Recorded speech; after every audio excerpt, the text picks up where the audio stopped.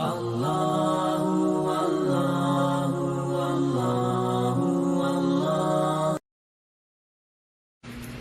alhamdulillah, Allahumma salli ala Muhammadin wa ala ali Muhammadin wa barik wa sallim. Rabbi shrah li sadri wa yassir li amri wahlul 'uqdatan min lisani yafqahu qawli.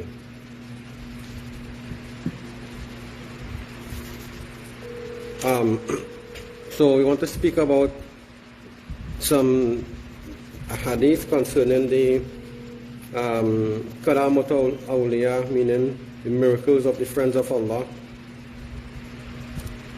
We're continuing in this chapter, inshallah. And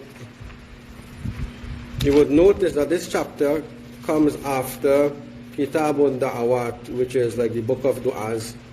And then the book of du'as comes after the book of Adhkar and Dhikr. So Dhikr and Du'a are almost the same.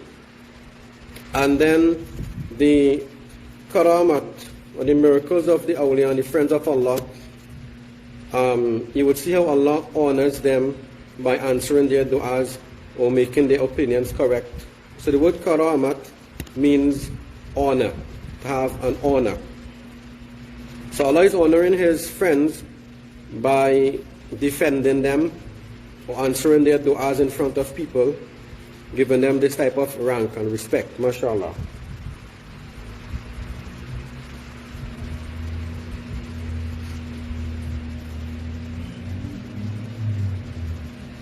So we want to speak about these two hadith here, inshallah. These two hadith. First hadith is hadith number 1514. وعن Urwa ibn Zubair radiyallahu anhu. So Urwa bin Zubair is narrating this hadith here, or this incident. And Urwa bin Zubair, the brother of Zubair bin Awam, and his story or his biography was covered in our series of the heroes of Islam, so you can get some more details there, inshallah ta'ala. So Urwa bin Zubair, he says that Sa'id ibn Zayd bin Amr bin Nufail, Sa'id bin Zayd was one of the early Sahaba. خاصمته Arwa bint Aus ila Marwan bin al-Hakam. A woman by the name of Arwa bint Aus, she complained to Marwan bin Hakam.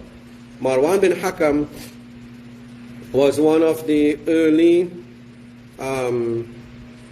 you can say, we wouldn't say Khulafa, we would say Umara, leaders of the Muslim world after the Khulafa Rashidin. So after Abu Bakr and Umar and Uthman and Ali and Hassan bin Ali, after these five Khulafa Rashidin, we saw the Banu Umayyah. Banu Umayyah were like the children of Muawiyah bin Abi Sufyan, those people, or the relatives of Muawiyah bin Abi Sufyan. They took charge of the Muslim world. So Marwan bin Hakam was one of them. So he was one of the leaders of the Banu Umayyah. And the woman by the name of Arwa bint Aus, she complained to Marwan bin Hakam that Sa'id bin Zayd, one of the early Sahaba, he stole a piece of her land. He took a piece of her land. So this woman, who nobody really knows, she's complaining to Marwan bin Hakam, who's the ruler of those days, that Sa'id bin Zayd, early Sahabi, stole part of her land. Now, subhanallah, that's something we would never believe about a Sahaba. A Sahaba would never do something like that. So Sa'id says to Marwan bin Hakam, أنا كنت آخذ من أرضها شأن بعد الذي سمعت من رسول الله صلى الله عليه وسلم. Am I going to take part of her land after I heard directly from the Rasul sallallahu alaihi wasallam a warning concerning that same action? So Marwan says, ماذا سمعت من رسول الله صلى الله عليه وسلم? What did you hear from the Rasul sallallahu alaihi wasallam? So Marwan says, what did you hear from the Rasul sallallahu alaihi wasallam? So Sa'id bin Zaid is saying this. سمعت رسول الله صلى الله عليه وسلم يقول, I heard the Messenger of Allah sallallahu alaihi wasallam saying, من أخذ شبرا من الأرض ظلما توكه إلى سبع أراضين. Any person who steals even one span of land, any person who oppresses a person who steals one span of land, that would be, you could say, that would make him sink till the 7 earths, meaning in his grave it would be made a punishment, a specific punishment for that person in his grave, that he would be made to sink. He would be made to sink in the dirt or in the earth, straight down to the 7 earths. Now, concerning the 7 earths, Allahu A'lam, Allah knows best what that means, right? But there's a specific punishment for people who steal land. And just imagine today, you know, amongst neighbors, we have so much fights, murders, attacks, you know, just for 6 inches of land, 1 foot of land, sometimes acres of land are stolen, and people don't even think it's a crime. People don't even think it's a major sin. So there's a special punishment in the grave for people who steal land. So Marwan bin Hakam, he says, La as'aluka bayyinatan ba'da hadha. I'm not even going to ask you to give any defense after this. Meaning, you hearing this directly from the Rasul sallallahu alaihi wasallam is enough defense. We don't even want to know about that punishment. Right? So Sa'id bin Zaid, he was freed of this accusation by Marwan bin Hakam. He was freed of this accusation. And this woman, most likely she was a wicked person. She's lying. She's trying to tarnish the name of the Sahabi. Very early Sahabi, trying to tarnish his name. So Sa'id bin Zaid, he says, Allahumma in kanat kadibatan, oh Allah, if this woman is a liar, fa'in basaraha, and now he's making this dua in the openly, publicly, in front of other people, just as we saw before with the other Sahabi, right? Who made dua against those people who were slandering him. So he said, oh Allah, if this woman is speaking a lie against me, fa'im basraha, waqtulha fi aradiha, blind her, meaning remove her eyesight, and kill her in her own land. She's making dua against this woman. Oh Allah, if this woman is speaking a lie against me, fa'im basraha, then blind her, remove her eyesight, waqtulha fi aradiha, and kill her in her own land. Qala فَمَا مَاتَتْ حَتَّى ذَهَبَ بَصْرُهَا. So Sa'id says that this woman died only after she became blind. وَبَيْنَمَا هِيَ تَمْشِي فِي أَرْضِهَا. And while she was walking in her land, إِذْ وَقَعَتْ فِي حُفْرَةٍ فَمَاتَتْ. She fell into a pit, like a dried up old well that was in the land, and she died. It became her qabr, it became her grave. She lied against Sahabi, and of course, these Sahaba, they're not just making these du'as against these people because of vengeance, but because Sahaba were entrusted with teaching Quran, because Sahaba were entrusted with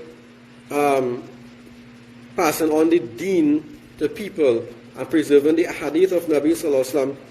We want to. The Sahaba knew that their reputation has to be perfect, has to be clean. If they did not ask Allah to defend their reputation, then people may have doubts in their words later on. So just for the sake of the deen of Allah, and just for the sake of their reputations as Sahaba, they had to do these things in order to defend themselves. Now, it's not a Sahabi. The Sahaba didn't make her blind. The Sahabi didn't make her fall in that hole. And in the hadith we spoke about before, when Sa'd bin Abi Waqqas made the dua against that other man, he didn't make that man old or curse that man. Allah was the one who was defending the Sahaba. Allah answered the dua of the Sahaba, and Allah put this consequence on these people who were speaking ill against Sahaba. So Sahaba are such people, we don't want to speak ill against them, we don't want to doubt their words. We can see people slandering Sahaba and what is taking place with them.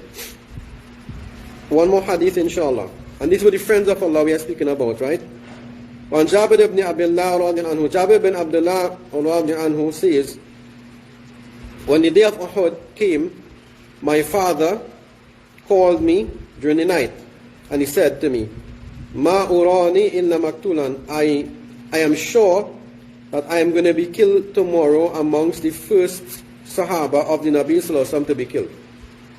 There was a dream he saw, and he knew that that was a sign that he's going to be martyred the next day. And he says, وَإِنِّي لَا أَتْرُكُ بَعْدِي عَزَّ عَلَيَّ مِنْكَ غَيْرَ نَفْسِي رَسُولُ اللَّهِ صَلَّى اللَّهُ عَلَيْهِ وَسَلَّمَ. He said in his son that there's no one more honorable, more respected to me after the Rasul Sallallahu Alaihi Wasallam than you. Meaning after the Rasul Sallallahu Alaihi Wasallam, oh my son, you are the most respected and trustworthy person that I have, that I can rely on. He said in his son, Inna alaya dainan. I have a lot of debts. Now there's a famous hadith in Bukhari concerning the debts of Abdullah bin Jabir, but Jabir bin Abdullah, but it's something else we might speak about in a later date. So he says, so Jabir bin Abdullah, his father is saying, I have a lot of debts on me. So I want you to pay off these debts, and I want you to treat your sisters good. So your sisters must be treated kindly and with a lot of generosity. Take good care of them, and I want you to pay off my debts.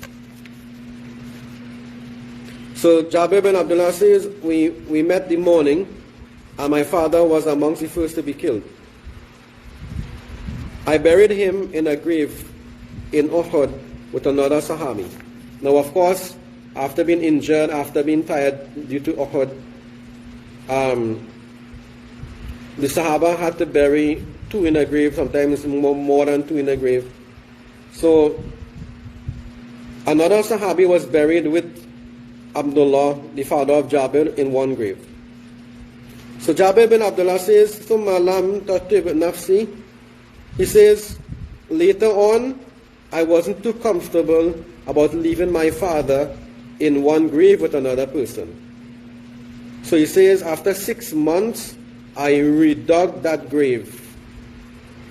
And with the intention, of course, of moving his body. So after 6 months, I redug that grave with the intention of moving his bones. He's expecting to find bones. And he says, when I redug that grave, I found him in the same condition that I had buried him in. There was the only thing that was changed was a small difference in his ears. Probably there was a cut in his ear, or there's a little darkness in his ear, right? But he says his body was as fresh as the day I had buried him, and this was 6 months after he was buried. So he said, I took his body out and I put him in a separate grave by himself. Subhanallah.